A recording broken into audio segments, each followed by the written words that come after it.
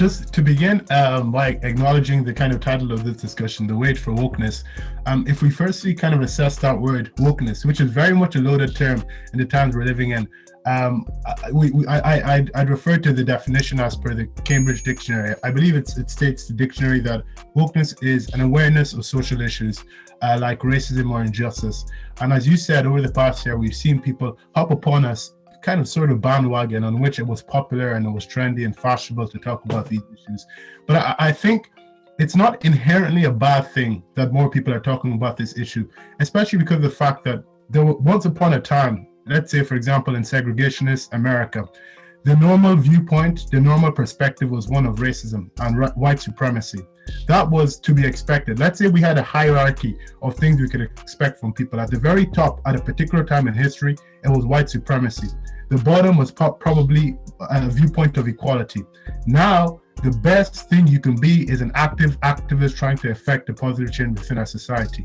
The worst thing you can be is a disingenuous activist. So I think the changes in the hierarchical structure of what we can expect from people it signifies a sort of progress that we've made when it comes to interacting with these big issues within our society. But in terms of that term wokeness, as per how I've seen it in activism and how it's been expressed, I think it's very much married to what we would term identity politics. It's very much based upon an identitarian way of seeing the world.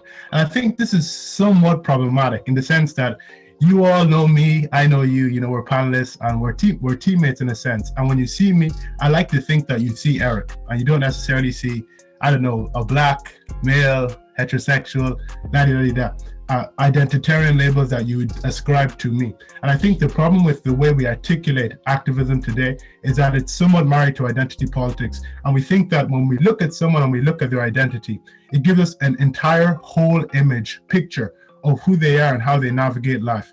But I think individuals are far more deeper than that, and this way of looking at people disregards the complexity of humanity. So my problem with kind of wokeness as a term is not necessarily the fact that we're having difficult conversations, it's that the dictionary or thesaurus or our articulation of individuals of society is based on an identitarian way of speaking about things, which I think disregards, again, the complexity of human life. So I think we need to appeal to humanity. We need to spiritually try and connect with people and understand who they are based on who they truly are as individuals, and from there lead our activism in a way that is genuine and not disingenuous.